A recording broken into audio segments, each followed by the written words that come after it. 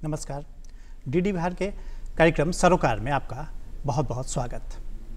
कहते हैं कि खेल हमें शारीरिक रूप से ही मजबूत नहीं बनाता है, ये हमें बौद्धिक रूप से भी मजबूत बनाता है। आज सरोकार में हम इसी से जुड़े हुए विषय पर चर्चा करेंगे। आज का हमारा विषय है विद्यालय में खेल गतिविधियों के नए आयाम। इसके लिए हमने अपने स्टूडियो में आमंत्रित किया है 3 खास विशेषज्ञ मेहमान को। सबसे पहले हम इनसे आपका परिचय करा देते हैं। हमारे ठीक बगल में है संजीव कुमार सिन्हा जी। संजीव कुमार सिन्हा जी प्राचार्य हैं केंद्रीय विद्यालय दानापुर के, और उनके ठीक बगल में मौजूद हैं फादर एस क्रिस्टू साबरी राजन SJ। ये प्रधानाचार्य हैं सेंट माइकल हाई स्कूल के, और उनके ठीक बगल में मौजूद हैं हमारे साथ मनोज कुमार जी। मनोज कुमार जी सचिव हैं पटना जिला फुटबॉल संघ के। आप तीनों का बहुत बहुत स्वागत हमारे स्टूडियो में। धन्यवाद। तो जैसा कि हमने बताया कि खेल का विद्यालय में भी काफ़ी महत्व बढ़ता जा रहा है, क्योंकि जो बच्चे हैं वो किस तरह से आगे बढ़ें और उनके शैक्षिक गतिविधियों के साथ साथ उनके अंदर अगर खेल की गतिविधियां बढ़ती हैं तो उनका मानसिक रूप से भी विकास होता है। इसी मुद्दे पर हम यहाँ चर्चा करेंगे अपने विशेषज्ञ अतिथियों के साथ। सबसे पहले हम ये जानना चाहेंगे संजीव कुमार जी की किस तरह से खेल गतिविधियाँ जो हैं छात्रों के लिए अधिक समावेशी और प्रभावशाली हों, इसके लिए किस तरह के उपाय अपनाने की ज़रूरत है? सबसे पहले खेल को ज़्यादा समावेशी बनाने के लिए हमें अपने विद्यालय में खेल के लिए हमारे पास मैदान उपलब्ध होने चाहिए, समुचित मात्रा में हमारे पास खेल सामग्री मौजूद होनी चाहिए, और खेल को बेहतर तरीके से प्रशिक्षित करने के लिए हमारे पास कोचेज या शिक्षक होने चाहिए जो नई तकनीकों से अवगत हो और जो बच्चों को खेलने के लिए सिखाए नहीं बल्कि उसके साथ साथ उनको खेलने के लिए प्रेरित कर सके। ये हमें करना चाहिए। साथ ही विद्यालयों में खेल कोटा को और बढ़ाना चाहिए ताकि जो बच्चे खेल में बेहतर है, किसी भी खेल में बढ़िया कर रहे हैं, उनको बढ़िया विद्यालय में आपका नामांकन हम करवा सकें। साथ ही उनके लिए एक ऐसा कार्यक्रम या पाठ्यक्रम होना चाहिए जिसमें सभी विषयों का उन पे बोझ उस प्रकार का न हो जिस प्रकार का अन्य बच्चों पे होता है। वो खेल में बेहतर कर रहे हैं तो कहीं ना कहीं हमें उन्हें दूसरी चीज़ों से थोड़ा सा हमें आराम देना होगा ताकि वो अपने आप को विद्यालय में अपना सबसे बढ़िया योगदान दे सके। इसके साथ साथ जिला स्तर पे और राज्य स्तर पे मैं समझता हूँ कि अगर हम खेल परिसर का या खेल ऐसे संस्थानों का निर्माण करें जो सबसे नई तकनीक के साथ हमारे बच्चों को ट्रेनिंग दे सके तो बेहतर होगा। चलिए, तो संजीव कुमार जी ने कई महत्वपूर्ण बातें कही। फादर, हम आपसे जानना चाहेंगे कि आपके विद्यालय में जो खेल गतिविधियां हैं वो कितनी महत्वपूर्ण है और कितना महत्व देते हैं आप खेल गतिविधियों को, खासतौर पर बात करें। और सबसे पहले मैं ये बताना चाहता हूँ कि हम सबको ही जानते हैं हेल्थ इज़ वेल्थ। अगर हम शारीरिक रूप से हम स्वस्थ नहीं हैं तो हम ज़्यादा कुछ नहीं कर सकते हैं। जैसे हर पेड़ पौधे के लिए जड़ बहुत महत्वपूर्ण है, क्योंकि जड़ के द्वारा ही सब कुछ न पेड़ पे पहुंच जाता है। अगर वो जड़ मर जाता है, सड़ जाता है, तो जो न्यूट्रिएंट्स ये पेड़ पौधों की ज़रूरत है वो नहीं पहुंच पाएगा। तो इसलिए उसी प्रकार ये जो खेल कूद जो है ये हमारे विद्यालय में बहुत ज़रूरी है। उसके बिना हम ज़्यादा हासिल नहीं कर सकते हैं। जैसे हम लोग कहते हैं होलिस्टिक डेवलपमेंट, है ना, सर्वांगीण विकास। ये सर्वांगीण विकास कैसे हो सकता है? अगर खेल कूद नहीं है तो वो हमारी पढ़ाई जो है आधी अधूरी रह जाती है। इसलिए इसको हम लोग इसको महत्व ज़्यादा देते हैं। हमारे पाठ्यक्रम में खेल को एक महत्वपूर्ण अंग बनाते हैं, नहीं तो हमारे जो पाठ्यक्रम उतना सफलता हमें नहीं दिला सकती है। क्योंकि बच्चे आजकल, पेरेंट्स भी बच्चे जो हैं बहुत ज़्यादा चाहते हैं पढ़ाई के अलावा ज़्यादा खेल कूद भी ज़्यादा हो। इसलिए हम लोग क्या करते हैं, हमारे जो टाइम टेबल है उसमें फिजिकल एजुकेशन भी जोड़ देते हैं ताकि बच्चों को सप्ताह में कम से कम 1 पीरियड या 2 पीरियड मिल जाएं, तो उसमें बच्चे ज़्यादा खेलने को उनको ज़्यादा मौका मिले। आज के बच्चे जो हैं अपार्टमेंट में रहते हैं, उनको खेलने का मौका नहीं मिलता है ना।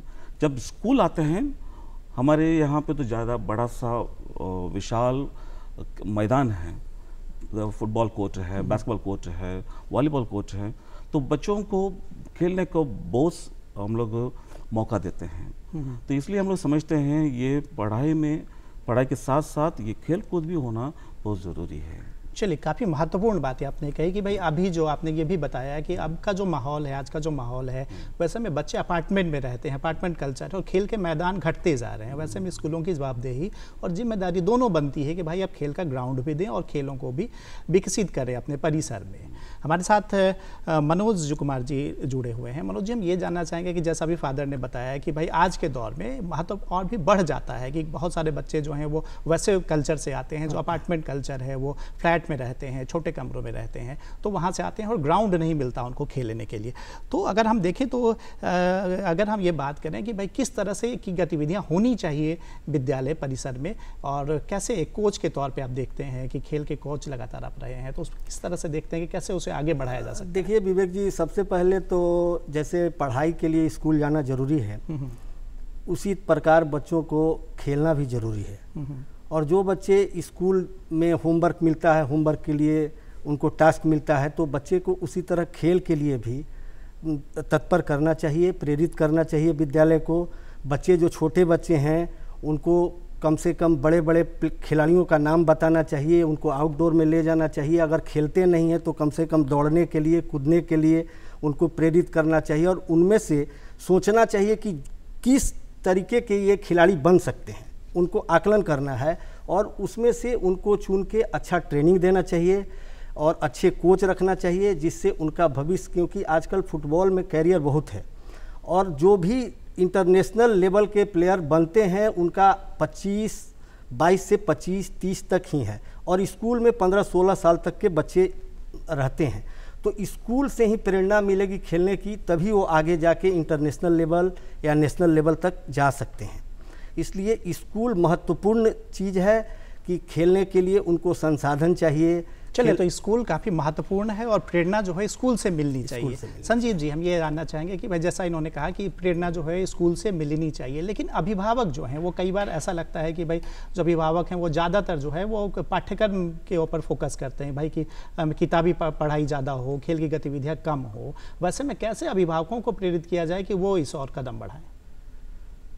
जैसा कि अभिभावक लोगों के मन में जो इस तरह का ख्याल आता है कि खेल ज़्यादा महत्वपूर्ण नहीं है, मैं एक बात करूँ कि वो लोग जब अगर घर से पिक्चर देखने जाते हैं और किसी स्पोर्ट्स पर्सन के ऊपर अगर कोई फिल्म बनी है तो उसमें हम तालियां तो बहुत बजाते हैं, लेकिन अगर हमारा बच्चा अगर अपने सपनों के पंखों को उड़ान देना चाहता है तो हम उसका साथ उस समय नहीं दे पाते, हम कतराते हैं।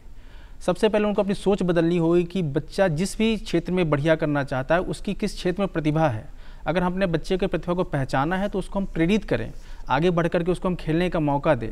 और खेल केवल इसलिए नहीं खेलना चाहिए कि वो रोजगार से जुड़ा होना चाहिए, खेल हमें शारीरिक और मानसिक रूप से स्वस्थ रखता है। तुलसीदास जी ने कहा है कि तुलसी धन धर्म शरीर ही, शरीर अगर स्वस्थ नहीं है तो कोई भी चीज़ हम बढ़िया तरीके से नहीं कर सकते हैं, न बच्चे मानसिक रूप से एकाग्र हो सकते हैं। आजकल बहुत सारा मानसिक अवसाद बच्चों में आ रहा है, हम बच्चों को उससे दूर कर सकते हैं, विभिन्न प्रकार के व्यसनों से दूर कर सकते हैं। और जब भी कभी खेल की गतिविधियां हों तो हम विद्यालय में सभी अभिभावकों को बुलाएं और उनको अपने बच्चों को खेलता हुआ देखने दें, तो शायद उनको प्रेरणा मिलेगी। जो बच्चे स्कूल में बेहतर खेल में कर रहे हैं उनको हम उनके बारे में उन पेरेंट्स को बताएं, उन अभिभावकों को बताएं कि देखिए ये बच्चा विद्यालय का और ये अच्छा कर रहा है। तो इस तरीके से, और जब उनको लगे कि मेरे बच्चे में ये प्रतिभा है और ये सही में बेहतर कर सकता है, तो अपने आप मुझे लगता है अपने बच्चों के सपनों को पंख देने के लिए वो हमारे साथ जरूर जुड़े। चलिए, तो अभिभावकों को भी प्रेरित करने की ज़रूरत है कि अभिभावक भी आगे बढ़ें और बच्चों को जानें कि भाई आपके बच्चों के अंदर वो प्रतिभा है कि वो खेल में आगे अच्छा कर सकते हैं, खेल में मुकाम हासिल कर सकते हैं, और तो अभिभावकों को प्रेरित करना भी स्कूल का एक महत्वपूर्ण कदम है। फादर, हम ये जानना चाहेंगे आपसे कि जिस तरह से अभी बात हुई कि भाई जो अभिभावक है उनको भी प्रेरित करना चाहिए, और मानसिक बात हुई कि मानसिक तंदुरुस्ती की भी बात हुई, तो कितना इत्तेफाक रखते हैं आपके खेलों से छात्रों को मानसिक रूप से भी तंदुरुस्त किया जा सकता है, मानसिक रूप से भी गढ़ा जा सकता है और एक स्वस्थ समाज का निर्माण किया जा सकता है? या आजकल जैसे हम लोग देखते हैं बच्चे तनाव से गुजरते हैं, बहुत सारा डिमांड्स रहता है बच्चों पर, बहुत सारे बोझ हैं, दबाव हैं, तो बच्चे कभी कभी बहुत स्ट्रेस्ड हो जाते हैं। तो उस स्ट्रेस को निकालना है तो एक माध्यम होना चाहिए, तो उसके लिए खेल कूद एक सबसे बेस्ट माध्यम है, तभी मानसिक रूप से बच्चे जो हैं रिलैक्स हो सकते हैं। जैसे हम लोग जब खेलते हैं पसीना छूटता है, लेकिन शरीर में बहुत हल्कापन महसूस करते हैं और शरीर में एक नई ऊर्जा आ जाती है और एकदम फ्रेश लगता है। तो हमारे अंदर जितने भी जो स्ट्रेस जो हैं, तनाव जो भी हैं, ये सब धीरे धीरे निकल जाते हैं एक नई ऊर्जा के कारण। तो ये कहाँ से मिलता है? ये ऐसे गतिविधियों से, स्पोर्ट्स एक्टिविटी से ही मिलता है। तो उसी की वजह से जो बच्चे जो मानसिक जो उनके जो तनाव जो है वो कम कर देते हैं और बहुत ज़्यादा स्वस्थ भी रह जाते हैं। तो ये इसलिए स्पोर्ट्स एक्टिविटीज़ को स्कूल में ज़्यादा बढ़ावा देना बहुत ज़रूरी है। चलिए, तो जो गतिविधि है खेल की, उसको बढ़ावा देने की ज़रूरत है, क्योंकि खेल की गतिविधियां अगर बढ़ेंगी तभी जो आपका बच्चा है वो स्वस्थ हो सकेगा, और अगर बच्चा मानसिक रूप से स्वस्थ हो सकेगा तो पढ़ाई में भी अव्वल होगा। तो लगातार चर्चा हम कर रहे हैं और हम मनोज कुमार जी से जानते हैं कि मनोज जी, जिस तरह से लगातार फादर ने भी कहा कि भाई जो है बच्चा स्वस्थ अगर बने, मानसिक रूप से स्वस्थ हो, उसके लिए खेल काफ़ी ज़रूरत है। लेकिन अगर हम करियर की बात करते हैं कि खेल, चलिए मानसिक रूप से तो बच्चा स्वस्थ हो गया, आगे बढ़ रहा है, पढ़ाई भी अच्छी हो रही है, लेकिन खेल में करियर की कितनी संभावनाएँ नज़र आती हैं? देखिए, खेल में करियर की बहुत संभावना है, लेकिन सही ढंग से उसको खेला जाए तब।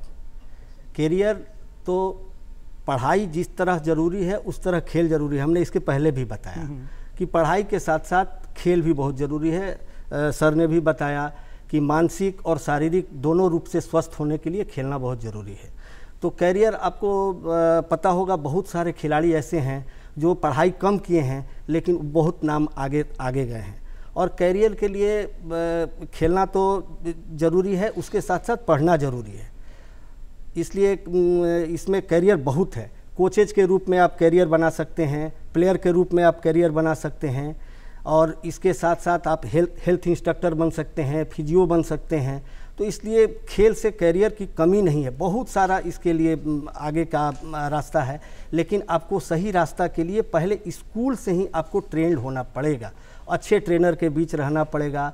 आपको आजकल तो टीवी के माध्यम से, टेलीविज़न के माध्यम से भी आप बहुत सारी अच्छे ट्रेनर के बीच आपको कहीं ना कहीं रहना पड़ेगा और ट्रेनिंग लेनी पड़ेगी आपको प्रॉपर तरीके से। अगर आप खेल के में अच्छा कैरियर बनाना चाहते हैं, अच्छा भविष्य बनाना चाहते हैं और खेल से ही जुड़ के अपनी रोजी रोटी कमाना चाहते हैं, तो आपको मेहनत करनी पड़ेगी, खेल में आगे बढ़ना पड़ेगा, दक्ष बनना पड़ेगा और एक अच्छा जो है आपको कोच को चुनना पड़ेगा। संजीव कुमार जी, अभी अच्छे कोच की बात हुई है। अगर कोच की बात होती है तो जो स्कूल में जिस तरह से ट्रेनिंग देते हैं, शारीरिक शिक्षा के जो टीचर हैं, तो उनका प्रशिक्षण कितना महत्वपूर्ण रखता है, कितना मायने रखता है, वो कितना महत्व है उसका कि बार बार उन्हें प्रशिक्षित किया जाए? नियमित अंतराल पे खेल शिक्षकों का प्रशिक्षण बहुत आवश्यक है। बहुत सारे खेलों में नई तकनीक आ रही हैं, नियमों में बदलाव हो रहे हैं, बहुत सारी प्रतिस्पर्धा का जो स्तर है वो बढ़ता जा रहा है। तो अगर वो निरंतर अंतराल पे उनकी अगर हम ट्रेनिंग नहीं करवाते हैं तो वो उन चीज़ों को नहीं सीख पाएंगे और वो बच्चों तक नहीं जा पाएगी। और जब तक बच्चों के पास जो सबसे नवीन तकनीक है, नवीन जो नई नियम है, उन सब चीज़ों से वो अगर रूबरू नहीं होंगे तो गेम को बढ़िया तरीके से नहीं खेल पाएंगे। साथ ही आजकल खेलों में चोट लगना, चोटिल होना, ये भी एक बड़ी समस्या है और इसमें बहुत सारा काम हो रहा है। तो जो प्रशिक्षित होकर के जो हमारे खेल शिक्षक आते हैं वो बच्चों को खेलने के लिए तो प्रेरित करते ही हैं, खेल के नए आयाम तो उनको बताते ही हैं, साथ ही उनको कैसे अपने आप को चोटों से बचा जा सके इसमें भी वो बहुत ज़्यादा मदद कर सकते हैं। तो यहाँ पे उनके लिए हमेशा नई अगर उनमें ट्रेनिंग से उनको अगर चीज़ें मिलती रहें, जैसे भारत के हम हॉकी की बात करेंगे, 8 बार हमने ओलंपिक का लगातार गोल्ड जीता, लेकिन बीच में एक ऐसा समय आया जब हम हॉकी में बढ़िया नहीं कर रहे थे। लेकिन आज अगर उड़ीसा सरकार देख रहे हैं, वहाँ पे बहुत सारी चीज़ें कर रही है, टर्फ हम दे रहे हैं और विदेशों से कोचिंग हमारे पास आ रही है। तो आज देखिए कि हमारी हॉकी की फिर से हम पुनर्जीवित हो गया और बहुत बढ़िया प्रदर्शन कर रहे हैं। तो इसी तरह से विद्यालय में भी अगर बेहतर कोच हैं और प्रशिक्षित हैं तो बच्चों को बेहतर शिक्षा दी जा सकती है खेलों की। चलिए, तो अगर प्रशिक्षित कोच हैं, प्रशिक्षित शिक्षक हैं तो अच्छी शिक्षा दी जा सकती है और अच्छी शिक्षा अगर आपको मिलेगी तो आप में निखार ज़रूर आएगा, बच्चों में निखार ज़रूर आएगा और बच्चे जो हैं वो मैदान से मैदान जीत के आगे निकलेंगे, आगे बढ़ेंगे। फादर से हम ये जानना चाहेंगे कि फादर, जिस तरह से बात हुई कि भाई अगर बच्चों को अच्छा प्रशिक्षण दिया जाए तो वो आगे निकलेंगे, खासतौर पर अगर स्कूलों की बात की जाए तो स्कूलों में किस तरह की व्यवस्था होनी चाहिए, खासतौर पे आपके स्कूल में किस तरह की व्यवस्था है छात्रों के लिए, और क्या दूसरे विद्यालय में भी किस तरह की व्यवस्थाएं मुकम्मल होनी चाहिए खेल के लिए खासतौर पर?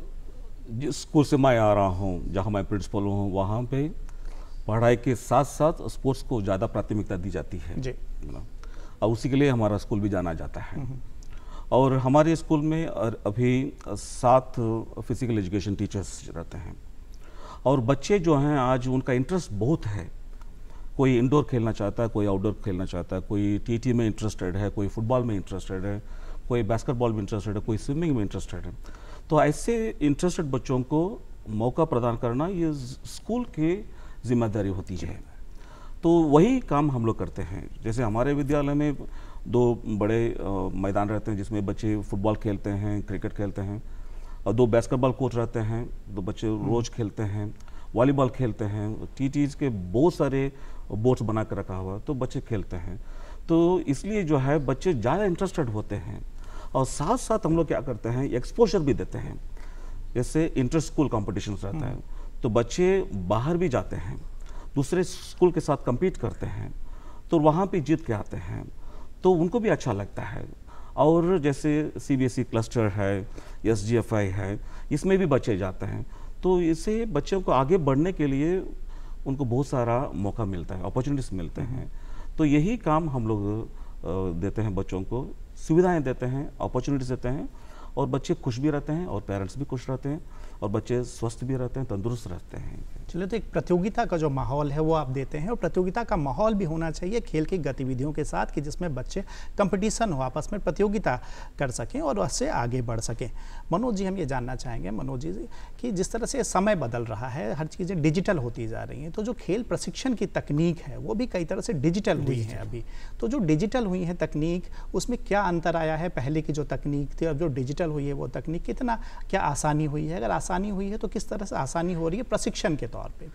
देखिए सर, डिजिटल होने से ये फ़ायदा हुआ है कि जो बच्चे को समय नहीं मिल रहा है ग्राउंड में जाने का, तो आजकल ऐप्स के द्वारा वो कर रहे हैं, और आपका टेलीविज़न के द्वारा भी बहुत सारे प्रोग्राम हो रहे हैं जिससे वो कोचिंग कर सकते हैं, बिना कोच के भी वो प्रैक्टिस कर सकते हैं।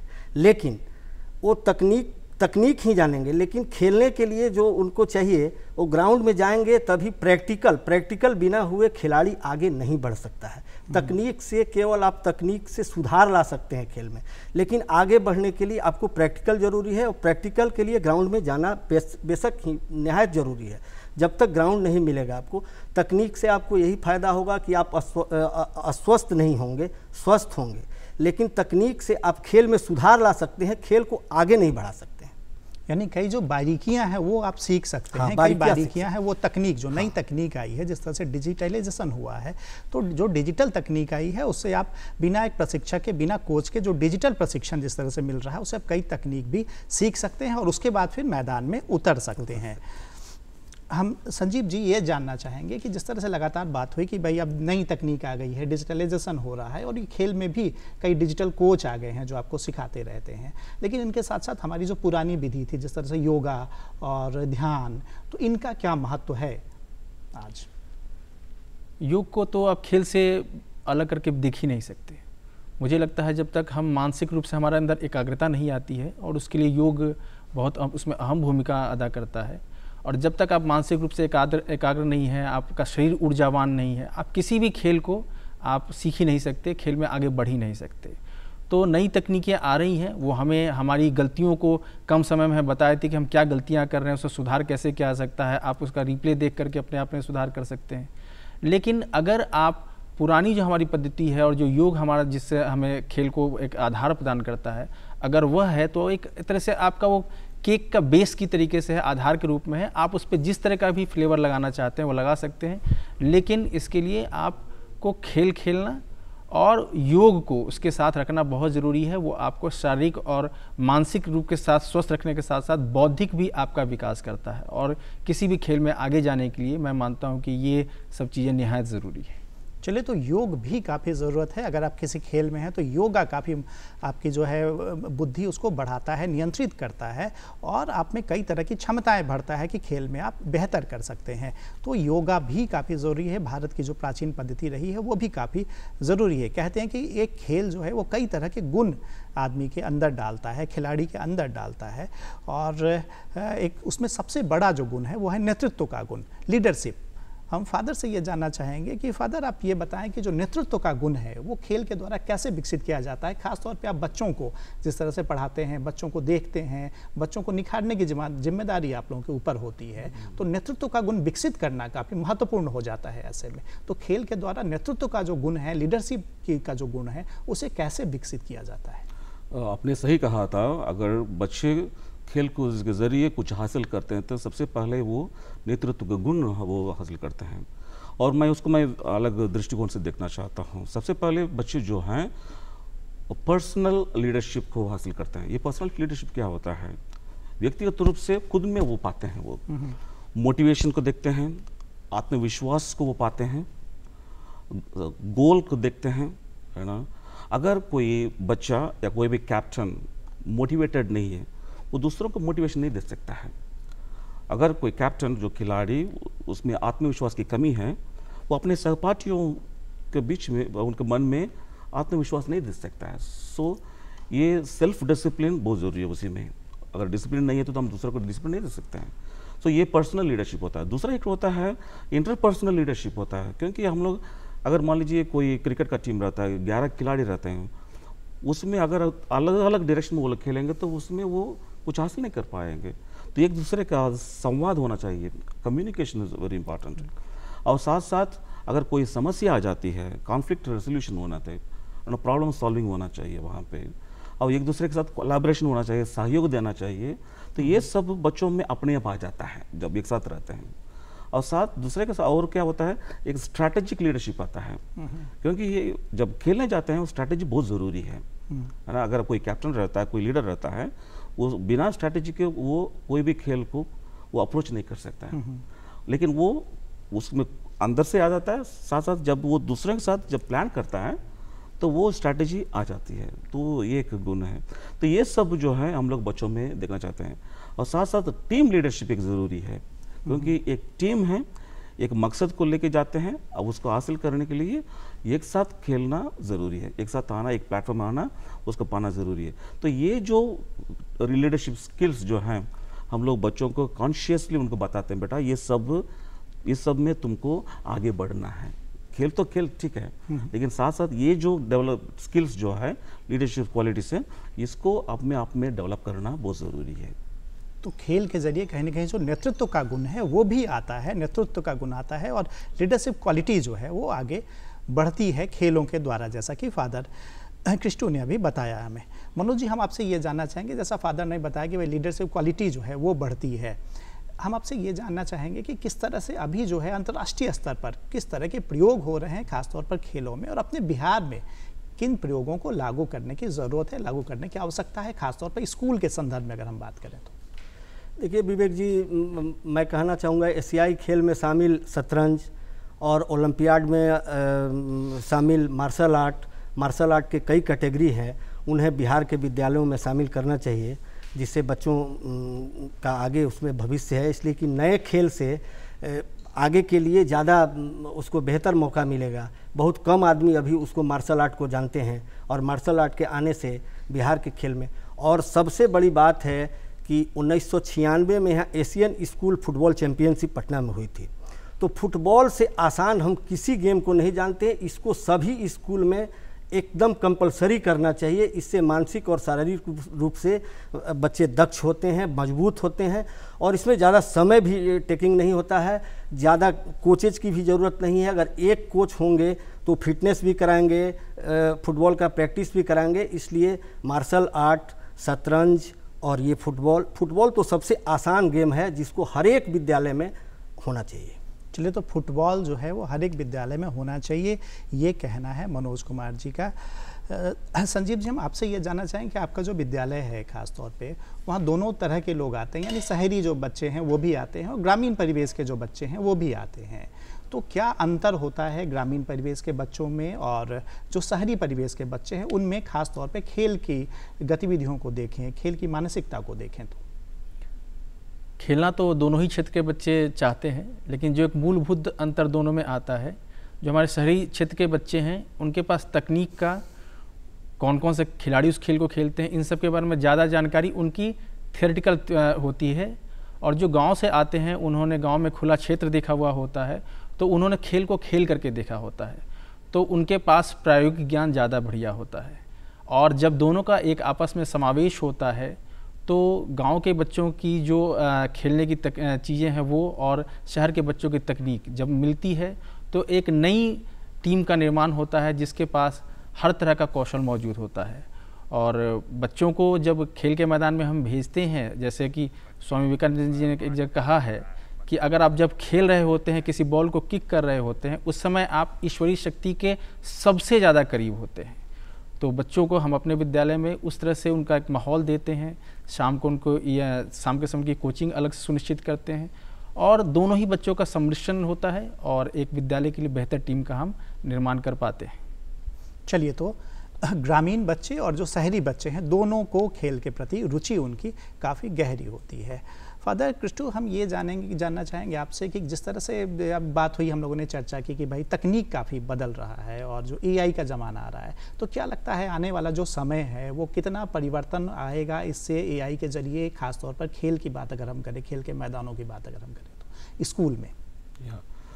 तो आपने देखा होगा जब बिहार सरकार ने ओलंपिक्स चलाया था, तो उसमें जो बच्चे घर पर बैठे बैठे अपने मोबाइल ऐप्स के द्वारा जितने बड़े पैमाने पर जो खेल कूद हुआ था उसमें भाग लिया था। तो हमारे बच्चों ने भी उसमें कुछ कैश प्राइज लाए थे।